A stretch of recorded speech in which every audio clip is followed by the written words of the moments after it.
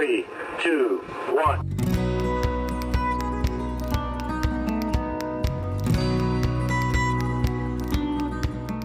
Hi, welcome back to Show Me Trucks. In this video, I go pick up an engine for the 51 Suburban. So let's see what I got.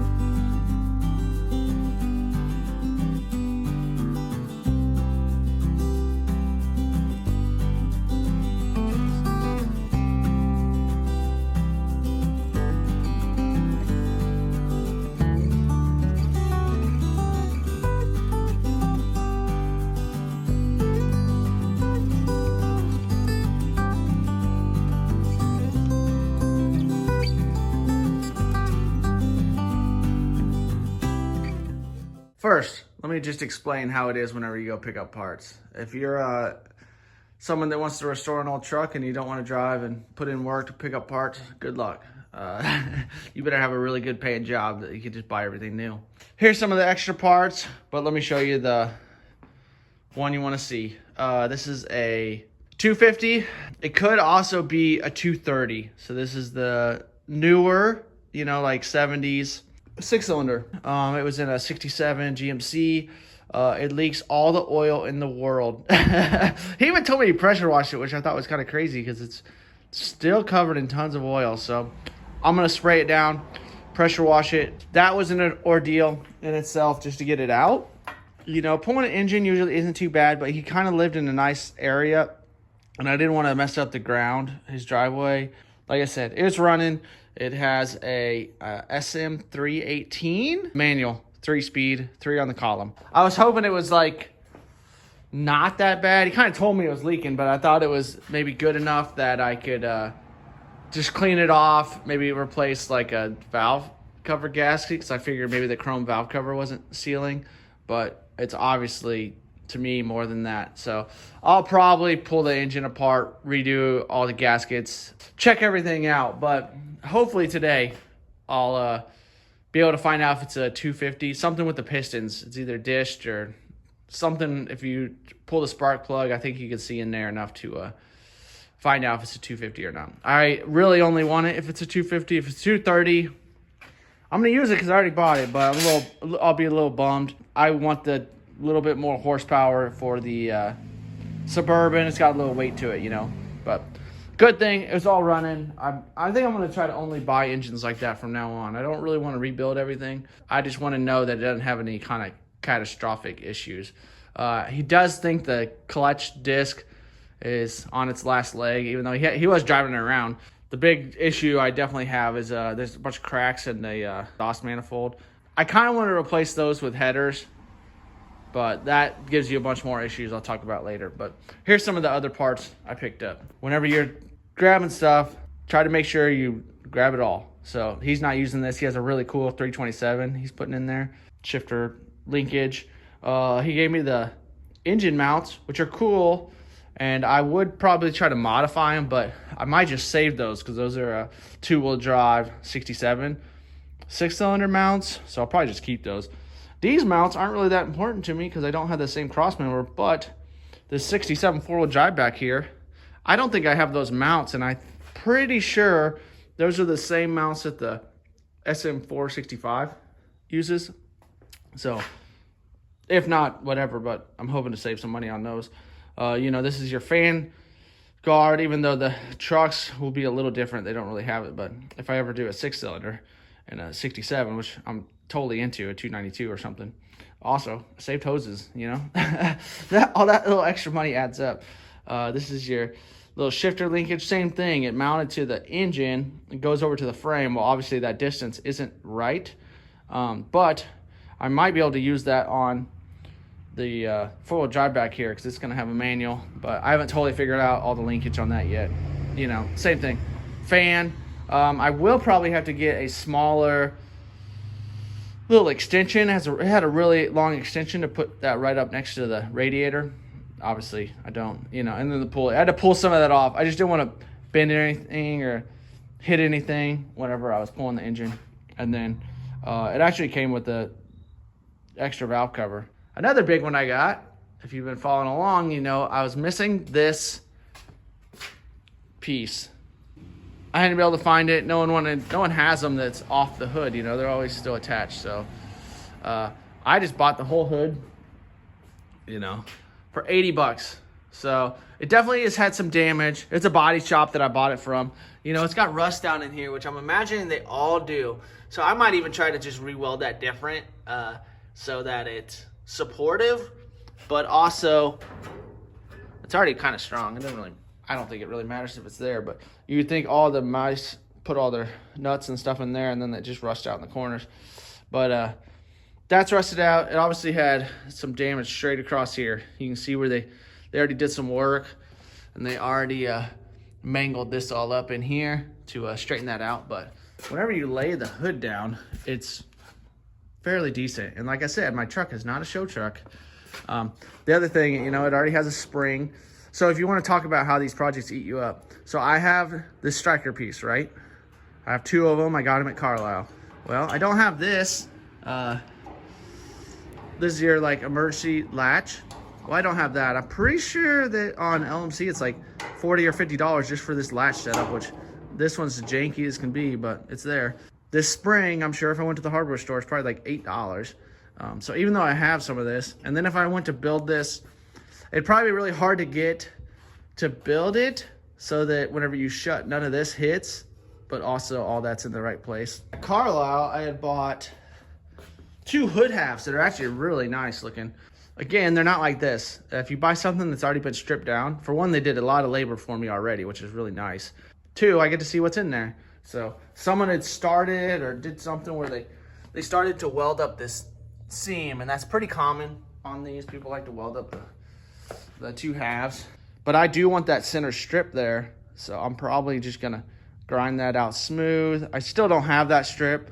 If you've heard me talk on this truck, one of my big goals is not to put aftermarket parts on it, but that's one part that I'm pretty sure I'm gonna have to buy is that little chrome center strip. I can't even find it where anyone has one because these two halves are riveted together, and so you'd have to pull your whole hood apart to get that piece off, and I'm sure they lose it or bend it or don't care to save it. Another good thing is my hood just didn't have the little holes for the emblem, so that's where your emblem sits, and then obviously your little trim piece goes in between right there, so at least I have those little indentions in the right spot.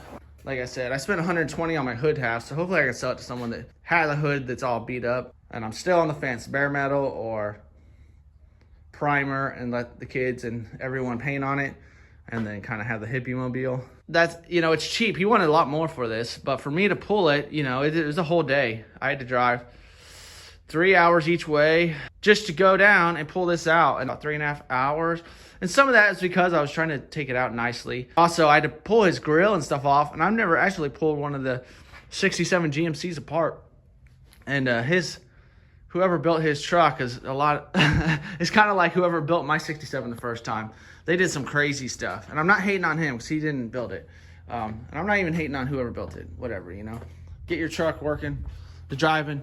They liked it. He told me they drive it to the farmer's market all the time. But so think of like your radiator bushings. You know, they're like this: one on top, one on bottom. Instead, they just had the metal sitting on here, and then both bushings under here. I thought that was the craziest thing I've seen in a while. Because for one, your core support is going to hit here. It's not even going to hit there. So everything was moving around. Things weren't attached right at all. There are some bolts that were just jammed in there sideways that weren't even tightened down. So he's pulling the whole truck apart and restoring it, and he obviously does nice work. Let me know what you guys think I should do for upgrades on this. My big thought right now is because this, let me see if I can show you. Let's see. Oh, you can see that crack way back in there. And I'm sure it's pretty common on these because I've heard about it before. Maybe the intake's good. I should probably double check. If the intake's good, I'll just leave the intake and maybe just build some headers for it. It's pretty hard to build stuff for this because, you know, the way they built it. Let's say it like that. But there's all those cracks in there. And maybe it's not the end of the world, but it doesn't look good. So how these work is your exhaust manifold heats up your intake to help your fuel. Well, if you put headers on there, it doesn't do that. Some of the new intakes run coolant into your intake, and that's what heats it up, and then you just have headers running down, and it all looks good. Me, man, I don't know. I'd almost like to build a really cool intake and headers. I keep saying I want to do this cheap, so I probably shouldn't do that at all. Someone else had the quote, like, if you can buy it, buy it. Don't build it, because it'll probably get a little tight in there, and obviously fabricating anything takes forever, always. But also the way the studs are, they share studs. So your intake and your exhaust, they don't even have tabs going through. They kind of mount weird. So I don't know if I want to go that far. Maybe that will be like a down the road issue, because I do want to build another one of these, like a 292 maybe. The good thing of doing the 250, and the reason I kind of went with it, is if you do a 292 later, a lot of it matches back up. You know, I think the ports are a little bit bigger in the 292, but at least a lot of it will still work. So if I built like some really nice stainless headers out the bottom, which would be cool, and then like a cool intake. The intake scares me more than the headers for sure. I already did headers on the 36, but the intake, I think just figuring out flow and figuring out how to heat it is a little scary. You know, I guess there's more math in there than just build some headers and letting everything flow out the back. But let me know what you think I should do. Because the T5 uses a hydraulic clutch. That will be some issues linkage-wise.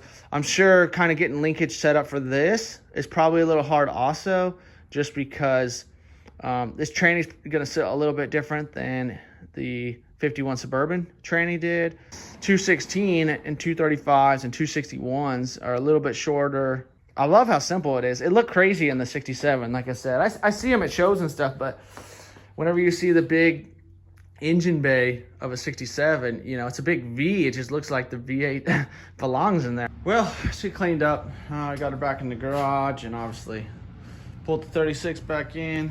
But I'm leaning towards maybe just keeping this transmission and just running a different rear gear in the rear. Obviously, I gotta switch axles, so I have a lot of options right now.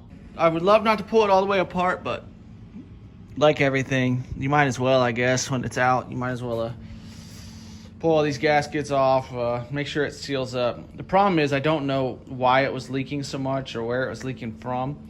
So I'd love it not to get back in the truck and find out I need to rebuild the whole thing anyway. So let me know you guys' thoughts. If you guys have ever rebuilt one of these 6-cylinders, keep it all stock or start tinkering with it, you know? What's the thought? I would love to paint it because I know some of you guys probably think my Suburban's going to be a rat rod or something like that, but I would still like it nice and painted because once it's in there, I don't ever really want to pull this out too much.